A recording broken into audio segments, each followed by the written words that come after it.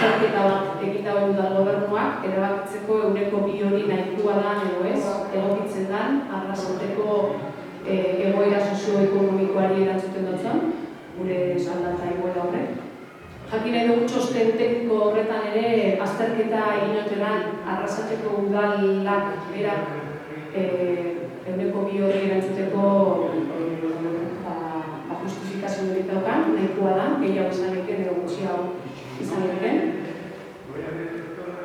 Eta hori, guri eskatu galdetu. Abenduko plenoan osoko bilkuran hemen egon ginen, aldarrikatzeko gure lan baldintzak negoziatu gura ditugula. Gaur ere horretara etorri gara.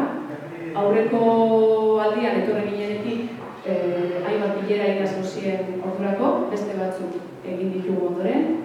Gure jarreraren izan da eraikitzailea, beti gara negoziatzeko borondatez, malgutasunez, proposamen konkretuak eraman ditugu mahai horretara, alternatibak proposatu ditugu, eta gobernuaren partetik jaso duen bakarra izan da, gai ordenak begiratzea besterik ez dau, udal honek proposatu ditu bakarra negoziatzeko da, legeak hala behartuta udal gobernuari eskatzen dizkion puntua. Guztiak gaur bozkatu duzuena izan be, azkeneko bilera egin genuen nian, gai ordenean punto bakar bat zauen, errepitearen aldaketa bat izan, eta egun horretan bertan jaso behar 3 egunetara ospatuko zan edo egingo zan, gauzatuko zan pertsonal batzordeko gai horretan, eta pertsonal batzordeko gai horretan zehazten zan langileon soldataren igoera.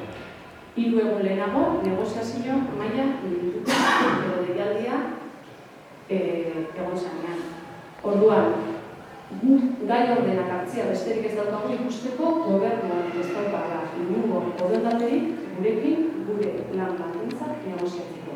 Guk ez dugu nahi, Madrilen, Eudelen edo danadalakoan erabakitzen dien irizpide horiek Arrasatera ekartzea. Guk nahi duguna da, gure lan baldintzei eta gure lan egoerei moldatuko dien eskaera eta proposamen batzuk mahai gainean aurkitzea. Eta horiek serio negoziotzea. Guk planteamendu konkretu eraman ditugunean mahai horretara, esan jakun, eman jakun erantzun bakarra da ez dugu ikusten. 3 hitz horiekin eman da udal gobernu honek likidatutzat hainbat gai guretzako oso importantea dira.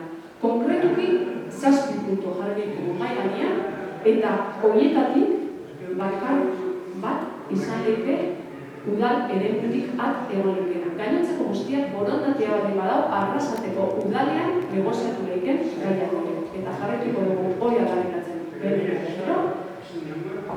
Behardan denbora egongo gara hori eskatzen, behardan beste etorreko gara pleno honetara eta behardan beste ingo ditugu agerraldiak.